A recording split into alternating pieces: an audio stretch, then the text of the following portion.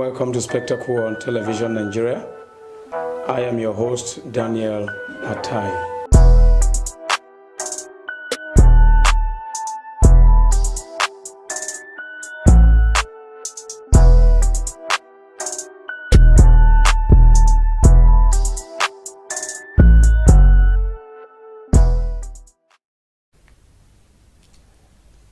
Power is said to be the bane of industrialization in developing nations and even developed nations. And also, energy, of course, is required for productivity if any economy must grow in terms of GDP and even GDI. Welcome to Spectacle. I am Daniel Atai.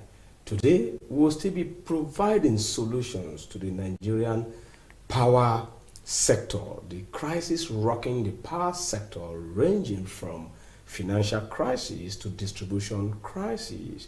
And we have in the studio that will be introducing to you an energy expert who has actually dosed it out for us 2 days ago, but for technical issues we said we have to bring you again this particular topic, finding solutions to the Nigerian power sector or problems.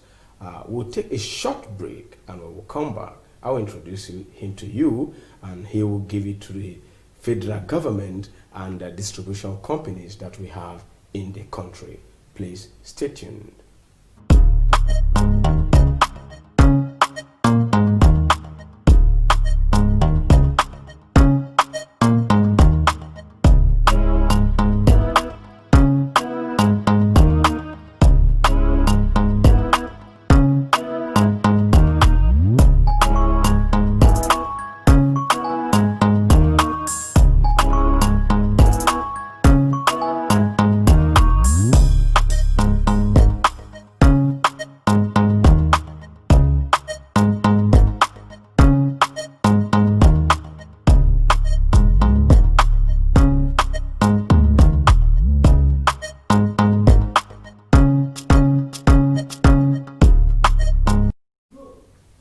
Welcome back.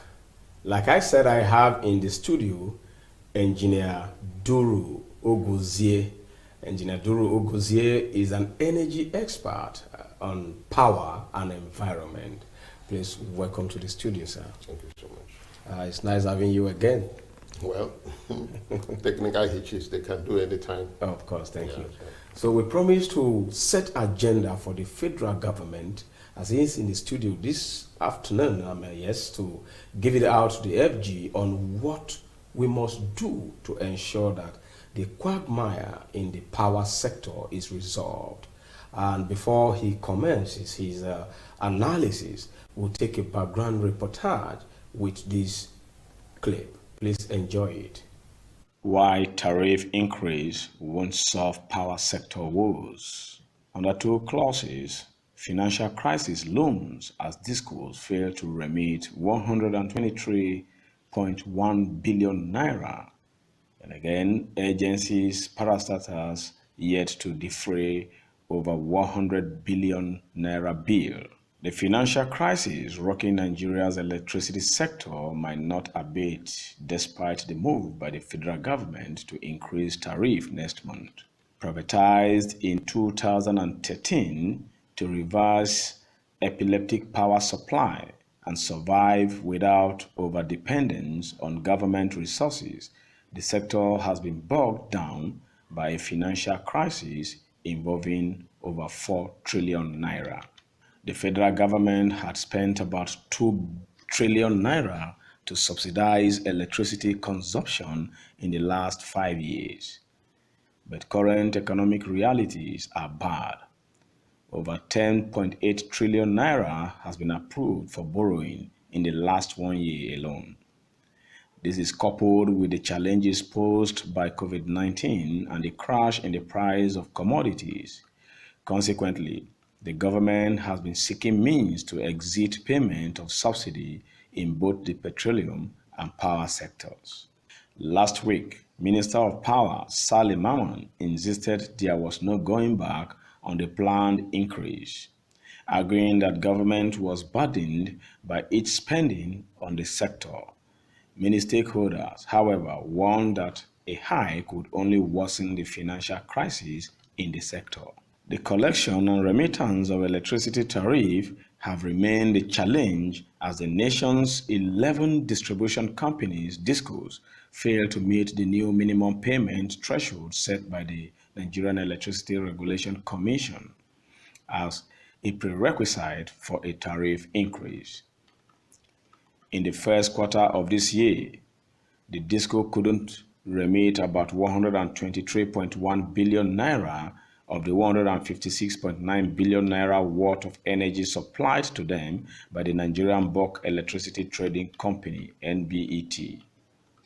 In January, while the total invoices of the energy consumed stood at 52.2 billion naira, the DISCOs only remitted 14.9 billion naira, a paltry 29% of the energy supplied to them for the month. The problem was worse in February, as the DISCOs only paid 13.1 billion naira of the 51.1 billion worth of energy received. Only 25% of the remittance was made for the month under review. March was pathetic, as the companies remitted only 11%, being 5.8 billion naira of the 52.6 billion worth of electricity supplied to them. As a revenue collector in the Nigerian electricity supply industry, (NESI), the NERC, in the wake of the attempt to increase the electricity tariff and make the sector fund itself, set remittance thresholds. Some DISCOs were asked to pay as low as 9%. The highest was 50%, but most of the utility firms have not met up. Though the National Electricity Regulation Council had planned to increase the electricity tariff in April, the regulator dropped the bid as a result of the challenges posed by the COVID-19 pandemic, necessitating its postponement to July. Sources at the distribution companies told the Guardian newspaper that attempting to collect 100% of revenue is elusive, noting that even government ministries and agencies owe as much as 100 billion naira. Last year, the Association of Nigerian Electricity Distribution (AMED) disclosed that the federal government's tariff indebtedness to the DISCO was 1.728 trillion naira as at December 31st, 2019. Thus, the total debt owed the utilities by ministries, departments, and agencies, that is MDAs, as at December 31st, 2019, was 116.487 billion naira. Amid the liquidity crisis, the NERC has said consumers owe at least 65.9 billion naira in energy debt in the first 3 months of 2019 alone. PricewaterhouseCoopers Associate Director, Energy Utilities and Resources, Habib Jayola, maintained that an increase in tariff would not tackle the sector's financial calamity. He projected that the challenge would worsen unless decisive attempt is made to address underlying issues hindering 100% remittances to finance transmission and generation. Welcome back. That was actually a background report on the power issue, the proposed plan to hike it, the Senate stopping the hike in price even until first quarter of 2021. However, experts are saying there is no need at all to hike the price, the billing price of electricity consumption, and because the end users should not be the ones suffering the consequences of the power ineptitude and, let me say, failure.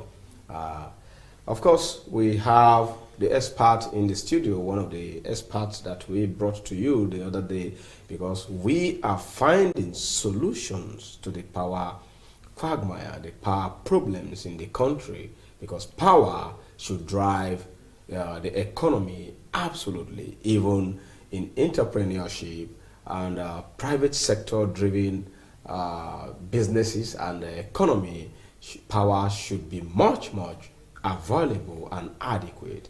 And I turn to you, Mr. Engineer Duru Ogozie.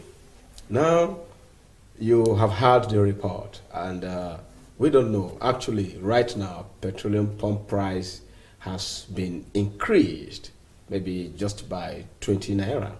And what do we have business right now, even in the long run by 2021, like it is said, to hike electricity power bills in the country? And if not, what do we do to resolve the crisis, the financial crisis, rocking the electricity or power sector in Nigeria? Well, thank you, Mr. Daniel. The position I have over these issues, I'm not an economic expert, but I know from my little way, if you go into a business, let me draw an analogy. If you want to be a welder, the first thing you do is to buy a welding machine. Good. When these gentlemen came together to bid, to own or buy over the discos, Gencos, I presume they made some financial projections. Okay. We are not privy to seeing it, but where best industry practice is instituted, there will not have been any problem for them to say, oh, these were the projections we made. And then along the line, we'll find out that by these projections, we will not be able to break even. So the question I ask here is, how could you go into electricity distribution conscious of the global practice, the norms, nations that have passed through this line, India, even Afghanistan, they have been able to solve this simple problem. Their distribution companies start first metering every citizen. Okay. For by that procedure, you'll be able to make your projections. However, here we are having projections that have leakages, in my sense. Leakages in the sense that you don't have one standard parameter for measuring your expected or projected income. Would you be able to measure income from non-metered customers? The flat rate. The flat rate. So the first thing even is not hiking the bill. Exactly. Is to provide meter for all households everywhere.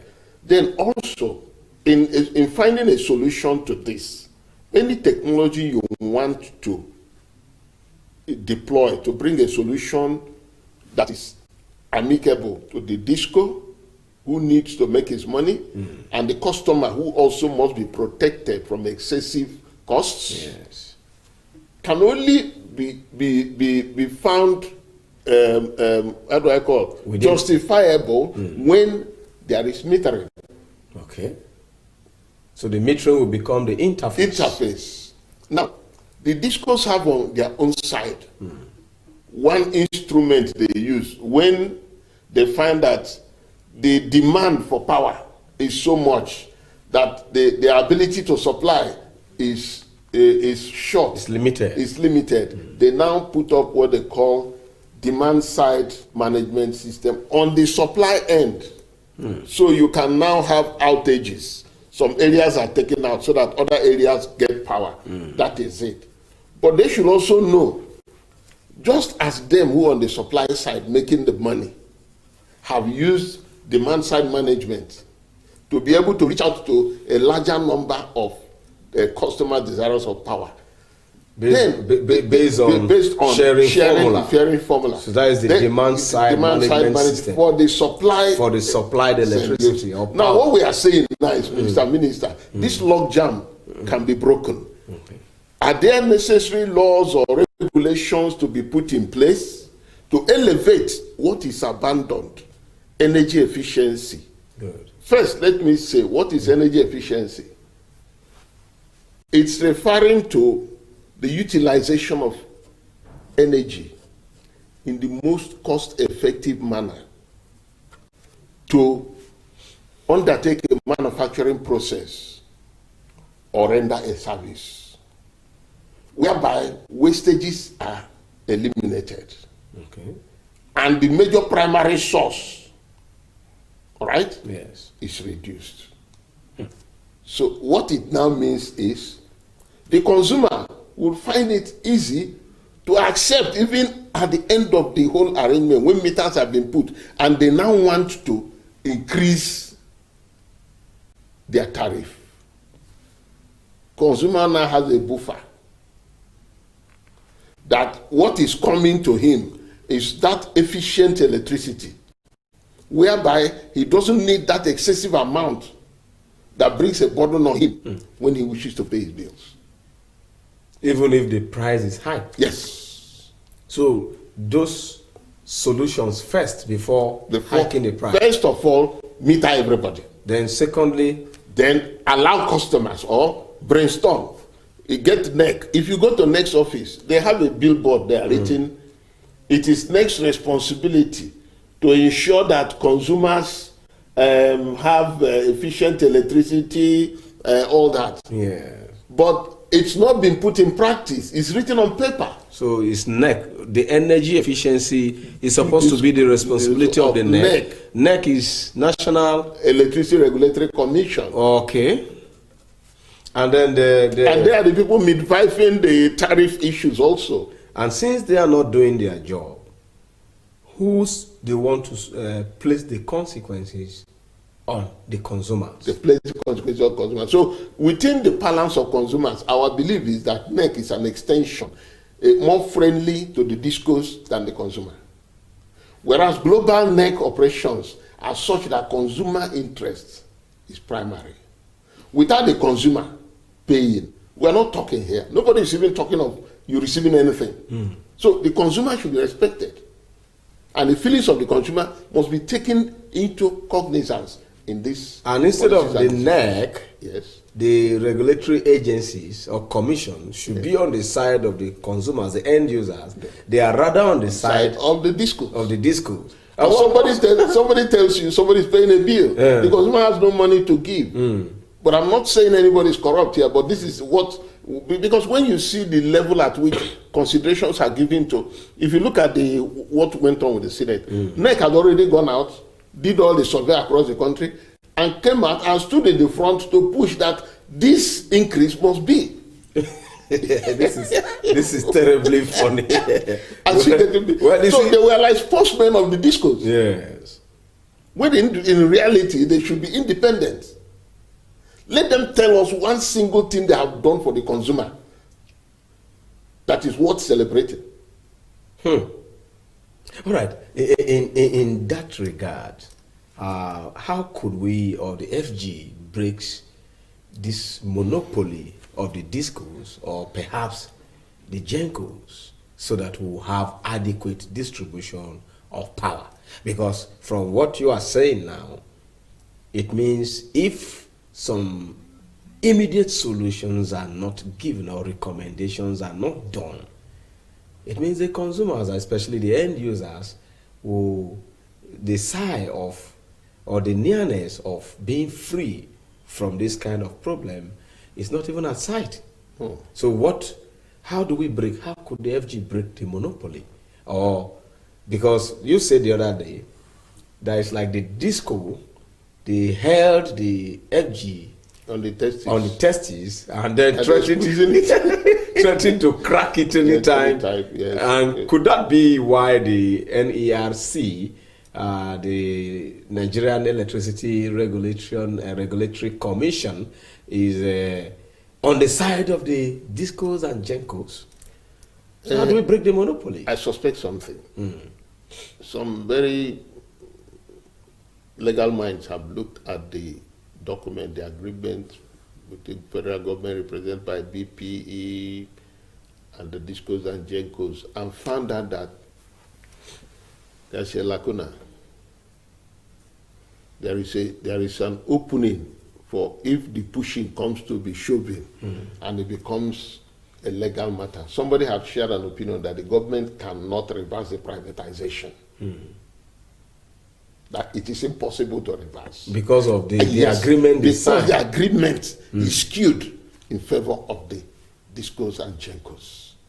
It is said, that if as the I government wants understand, that to, if government is to put, government should refund them all their billion. money, 8 billion. You what is it? So that is a landmine. So on that basis, government can only say, okay, somebody wants to divorce his wife, and they said if you divorce her, 1/3 or 2/3 of your assets will be given to her. So suddenly the man goes back and begins to behave as if he has changed his mind. so that's just the whole thing. But what I actually would have advocated is not outrightly because of we don't know, we're not privy to the legal agreement, we're not privy to knowing what government signed for, what they did not, and we cannot use this forum to condemn those who midwife that agreement. But what we needed to do is to look at certain aspects of the especially DISCO agreement. The GENCOs are functioning and delivering power as they can, but I have my issues. Why would GENCOs be unable to take on all the power given to them if they feel concern for the consumer? That is, when they reject like about 27 or 28% of power that is already released from the GENCOs for them, they refuse to take it. What type of model can replace that amount? If you quantify that amount by megawatt or kilowatt hour, then you quantify it now by money, you will see that the shortage they think they are having, their financial challenge, is because they've not put their acts together to ensure that there is nothing like stranded power or those factors that are responsible for taking away 27% of the power they should have given to people are translated into money. And what kind of factor could that be? That's why I said it's technical. Okay. That is, they have to be in every, in all the 36 states. Is that what you are saying? No, that's not what I'm saying. What I'm saying is that provide a solution. What are the factors responsible for them? They said their reason is that they don't have infrastructure. The infrastructure is not strong enough to take on more load. More load. So when the transmission company gives them load, they reject portion of it because their equipment or their infrastructure cannot carry it. Okay. And if it does, you put it on it, then it will activate system failures and a lot of downtime will evolve from it. And so, at that level of responsibility, given power to over 200 and something million populace, at the same time, industries, could it even be why industrialization seems to be minimal in this part of the world, especially Nigeria? So, couldn't they find this infrastructure more easier to get as an entity they are? I think we have 11 distribution companies in the country, which you said are not enough. They are not enough. That we are supposed to have. No, we were saying that they should decentralize, revisit the privatization arrangement, probably dilute shares, bring in new investors, people with new ideas, so that people go back to rejig themselves, and then consider a situation where we started talking about DISCOs. I said I and my company, we were developing a 5 megawatts on a small river in Okigwe in Imo State. Okay. And then we had the challenge of EEDC telling us the entire area is their franchise, and that whatever we generated from the 5 megawatts must go through them. Then it is impossible for. So that is the that's the monopoly we are saying. What we are saying. So how do we break this monopoly? Yes, that's why I said it's only an act of the parliament again that will revisit that whole agreement. And then of the parliament. Ask the DISCOs to now or break up or create sub DISCOs. Can you say as you have rural electricity agency, you also have distribution companies that are primarily assigned for rural electricity development, distribution, and supply. Okay. All right. For now, our 11 DISCOs are already overwhelmed by activities in the urban areas. Leaving the rural areas to suffer. Then when you even go to the rural area to start something, you are limited. If it exceeds 1 megawatt or 2 megawatts, the big boys come and tell you, no, this is not the way you do it. You must pass it through our system. Because they own the area. Because they own the area. That region. Given to them as a franchise. As a franchise. Like EDC has to go southeast. Eko has all the other up to part of Ogun State. Southwest. Southwest. So that's the challenge. So they shared it among themselves according to the 6 regions. They play their games. This thing is a master game they play. They play their games. Capitalism has different phases of pushing people to, you know. So government has to come up with a team that has at their back a technical solution group that will be able to audit the discourse technically. I give you an example. NEC in 2012 put up expressions of interest to appoint technical consultants and safety consultants to all the zones, distribution zones across the country. The primary purpose was to look into why, for instance, there is rain, the power is off, a lot of risk, electricity safety issues, wires fall down on houses and they go on fire and people suffer different degrees of burn.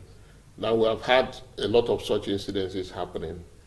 That is not that is to say electricity has been operated outside the best practices. Some companies were qualified for that. And like ourselves, we were also qualified. We came up with a concept, borrowing from the knowledge we have from overseas, to say maintenance in Nigeria, one of the challenges that maintenance in Nigeria is what you call breakdown maintenance. People wait for the thing to break down, then they go and raise invoice. While you are doing that, people are suffering. But the global practice today is what you call predictive maintenance.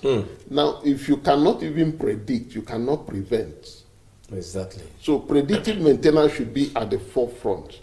And why we say predictive maintenance, we saw all these wires. If you look at a city like Lagos, like area like Idumota, you see wires all over the place. Very dangerous. And people are still adding more to it. Now, it is the responsibility of the discos to periodically check at the integrity of these wires, to check at the connection points. Whenever there's going to be a failure, there is heat. Heat precedes a failure. So there are procedures that we proposed, whereby if you use an infrared thermograph, you can see the wire, even a substation, you will know the location that is building heat. Then you know that that heat is the next step, is the only way to show you that there will be a failure. Then you can upload it to a NEC server. NEC will not transmit that fault found on the road straight to the disco. Instant response will be activated. By that, despite the fact that the structures of the distribution wires are not very strong, we will be able to watch out for catastrophes, situations that can cause safety challenges or compromises. And solve it immediately. But you see now, the disco that cannot take directly the power it needs to sell has abdicated the responsibility in the area of fixing your structures, has also abdicated in the area of metering the consumers. I'm confused. You don't meter consumers? Yes. And you give them flat rate at the rural areas, at the urban cities you give them meter, and then you want to hike the price of electricity. And the issue of, before we go on a quick break, the issue of this Siemens that the federal government contracted, is it to give solution to all these issues, all these problems? I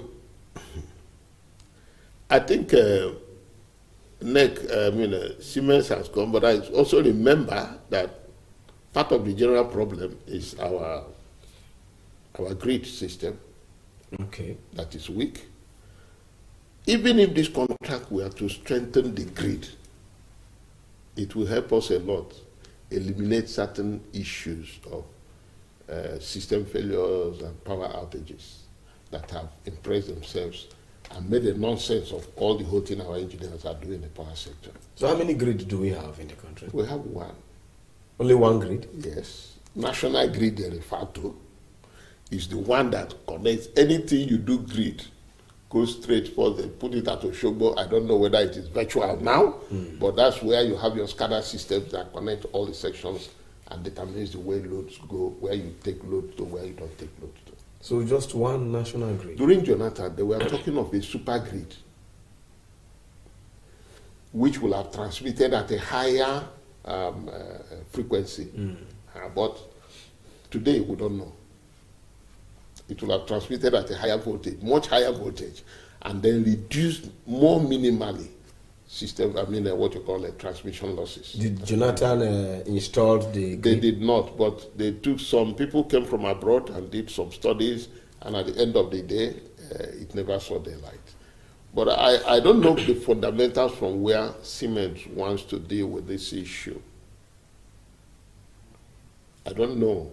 We're not privy to what government arrived with Siemens. Is it for Siemens to come and build more power plants? The ones already built are not being used. The power plants are quite different from the grid. The power plants are different from the power plants are the places, the power plants generate the power, then they transmit it. Okay, that is the one you say we have 28 of them. Yes. In the country. The power plants, we have about 28. And then we just have 11 of this getting power from the power plants. And they are not even able to collect all the power. They cannot collect all and they won't allow more people to go into the distribution. It's government that has to make that decision.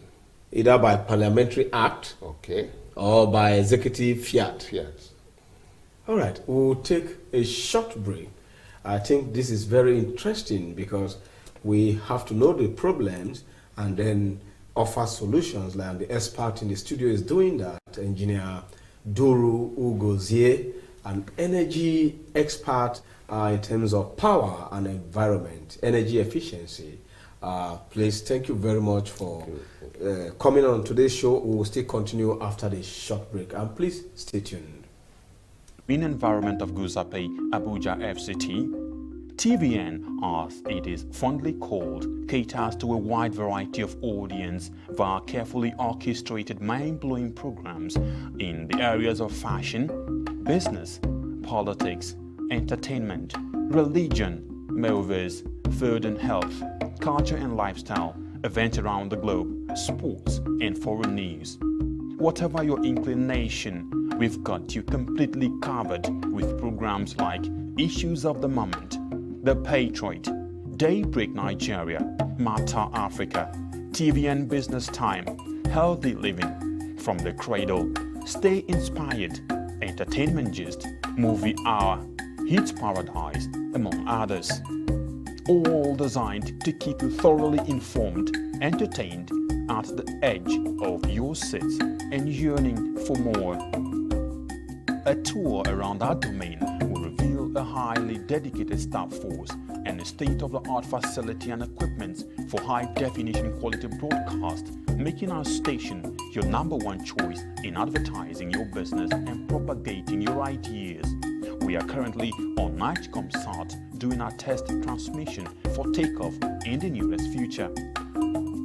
Television Nigerian is located in Nigeria at Television Nigerian House, Guzape Hilltop Mansion, beside Guzape White House, Guzape Abuja FCT, and in the United Kingdom at 45 Ancient House, 48 Aerodrome Road, Beaufort Park, Colindale, London. For inquiries,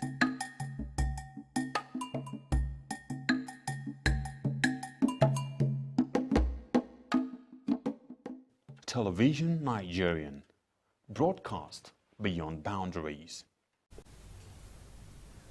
Welcome back from that short and commercial break.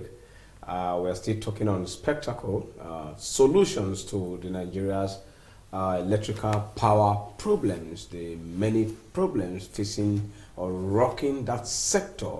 Engineer Duru Oguzie is in the studio.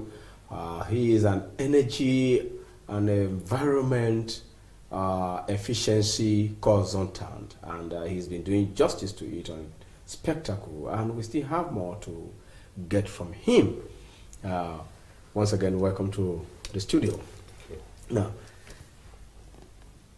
you have given solutions like the demand side management system to the DISCO and the Nigerian Electricity Regulatory Commission. You have also talked about metering, that before hiking prices, there should be metering to all users and industries. And you talk about energy efficiency, and that the NERC is not supposed to be on the side of the distributing companies, and that the monopoly of DISCO should be broken, so that instead of having 11 distributing companies, which we could have 36 across all the state.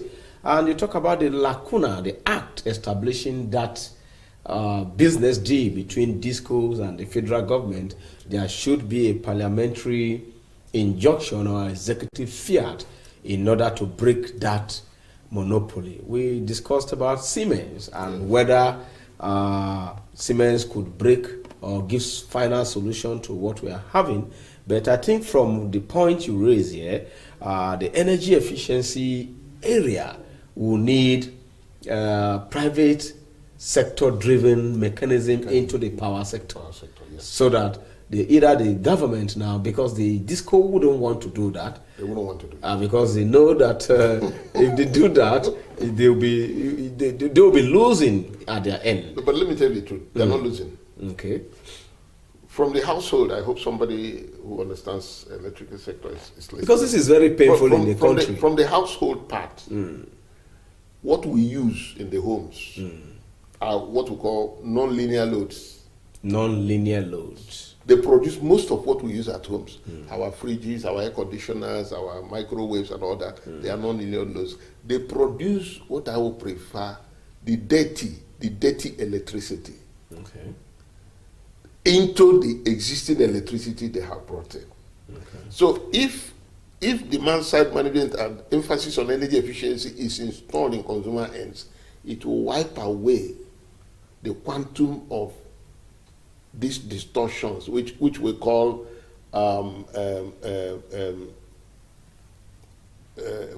this thing which I call the pollution of electricity. Okay. You understand me? In terms of dissipation. This type of dissipation. You understand me? So if that happens, the backside of the return will improve the functionality of the DISCO transformers, which are installed for the consumers. I know. In the areas so on that side, it is a two-way thing. The consumer has efficient electricity, spends less money than he's spending to do the same process or render same service. Okay. Eliminate wastage. By that energy efficiency. Exactly.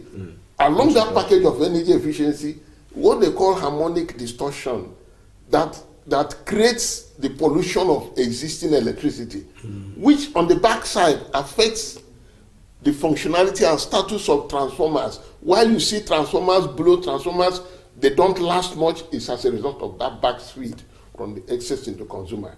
If it is taken away from the consumer end, the DISCO technically enjoys it because its transformer is guaranteed longer life. So they will benefit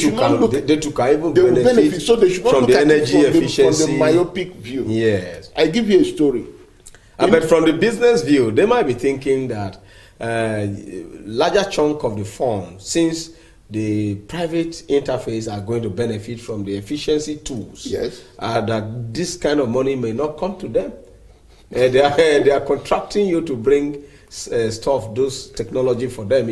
For instance, in every business there is goodwill. Okay. The DISCOs have not demonstrated goodwill in this country. And I think that is sufficient to push them out. Okay. I don't know what law we will put. Is it human rights? What we say in business, there must be goodwill. And that will be the solution. To the quagmire, especially at the rural areas. Because when you travel to your village and you keep burning generator sets, fueling, buying gas, before you want to spend a week, and you spend up to 50,000 just for PMS. And now the PMS is it has gone up. It has been hiked. Exactly. So why should Nigerian consumers be, taking the consequences of the failure on the part of either the government or the distribution companies, the end users suffering this thing? Well, if the government have the political will and economical will, perhaps the introduction of Siemens, and from the agenda we are setting from Television Nigeria now, may help them to orchestrate some palliatives in the area of power usage and consumption. Yes. And how do we is there any case study regarding what solution you are providing for the government now? Yes. From other parts of the countries? Let me say to you, concerning the energy efficiency issues, some practical situations witnessed in Italy. That was about 6 years ago with our team, our Indian partners, and we were invited to a case study in Italy. Consumers decided to go for a class action suit against the distribution company. Okay. Because equipment were being destroyed by voltages, unregulated voltages that were coming in. Yes. Servers were being burnt and all that. So they hold the DISCO responsible. In Nigeria, you can't hold a DISCO responsible for equipment burnt in your house, even though he supplied the over voltage that caused the harm. They are shielded by the law. The government has made them their baby. Is that not corruption? In Italy, it was open. So a class action was coming that was running to billions. Do you know what the DISCOs did? They came together, invited the company that will impose energy efficiency on the consumer end. And they took the back end, which eliminated harmonic distortion, and then their transformers were stabilized. So what I'm suggesting is, in our situation today, with the challenge we have in Nigeria, have we seen this? To look for a case study that is like Nigeria. I thought of it. How did they get over it? Sorry, they are not Nigerian. They weren't sharing money. But what we are saying, technically, if that is right, would the DISCOs not come down from their heights, their Olympian heights, yes, and get an idea of how best to integrate better concepts, bring in a better concept, adapt it for Nigeria, or tropicalize it as the case may be. We have engineers all over the place. We can do that. And these engineers are out of jobs. The sector is not even creating jobs. So now let me... All the jobs now have been taken by the GENCO and the DISCOs. And then you graduate electronics engineering. That is, as a graduate, you have nothing, nowhere to go in the country. You can't even practice except this DISCO or GENCOs. They have to. What is going on? So this is why I professed in the first part of our interview that I have looked at the power sector, both from generation, transmission, distribution. We are not seeing new ideas, new things. We're not seeing people say, this is impossible. Then it turns out to be possible. These are things that you can achieve by research and development adequately. It will create jobs in the power sector because you are throwing in a colony of first-class students in power engineering and whatever together into one place. I gave you my example in my days in Tokyo. We had the Japanese Institute of Power Plant Research. That is the bottom line. You can't talk of any electricity difficulty that the solution that did not come from that institute. Our own does not need to be an institute. Okay. It could be a buri. Okay.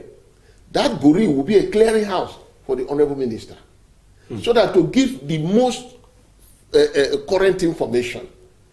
That is called undoable. You make it doable. Let me give you an example.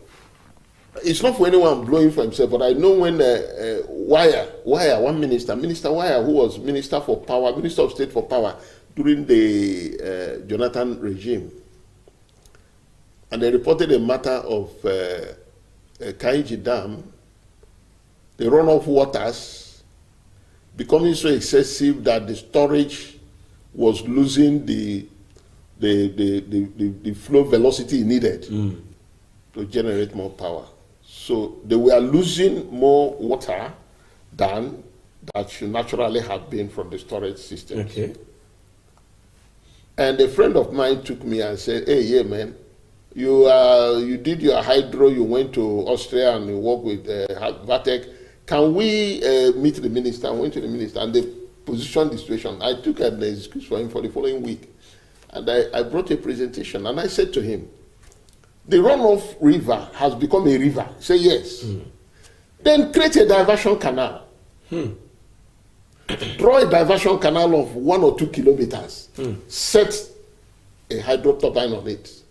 You can generate 1,200 megawatts from the water that has already come out as a runoff water. You allow it again to go through a diversion canal. It has reoxygenated itself, and then through a diversion canal, you did. And then there are more efficient turbines we call hydromatrix turbines, which you can deploy without the big financial requirements of your conventional hydro. And him and his technical team, they were very excited. And they said, we'll do something about it, we'll do something about it. That was what year? That was, I think, 2012. But from what we saw, there was no follow-up. When we asked his PA, he said, well, no budget, no budget, no budget. But what we are saying is that, yes, no budget. But there was a solution. And even there was even a budget.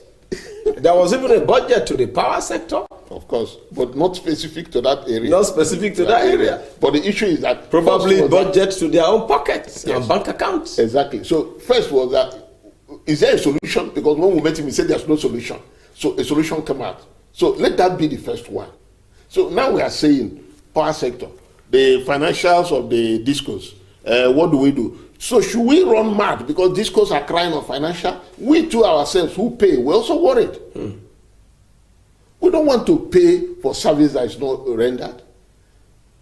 If it is for what they programmed before, they give you 20 hours, they give you 30 hours, and for that basis you have to pay. What of the free air God gave us? These guys would have charged us for it. Yeah, honestly. So, I think the solution to this is bringing something that encourages the consumer, yes, as well as by one of its ways benefits the disco, and let the disco shoot her money to 55 naira per kilowatt hour, and then using my efficiency tools, it drops by 25%. That is the introduction of efficiency tool. Yes, 25% of recommended. his 55, exactly. 25% of his 55 kilowatt hour unit charge will be minus from that. That is what we really mark on the card. And then there will be, the consumer will be happy, the end user will be happy. There will be less of... and then even damages will not come again. So that's the only way to put it. And I will explain to you that also, have the discos applied every other standards that are necessary for improving quality of electricity and improving efficiency? We know of Institute of Electrical Electronics Engineers Standard 519 that determines the limit for amount of harmonics that must be generated in the country here, in the consumer end. In Nigeria here? Yeah, well, but I don't think we apply it because from all the studies we have done, we have found out that nobody's looking at that. Right.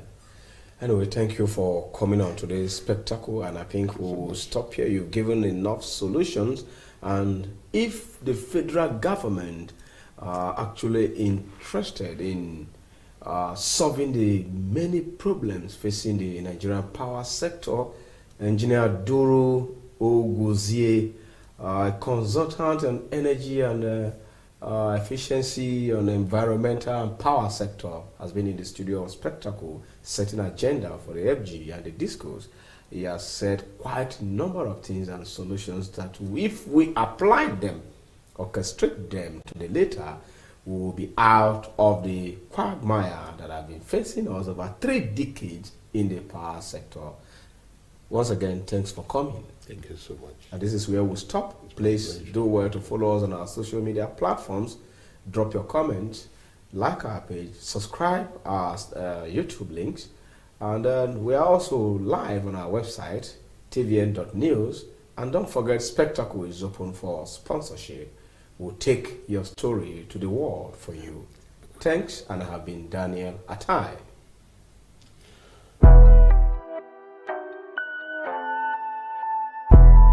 Welcome to Spectacle on Television Nigeria.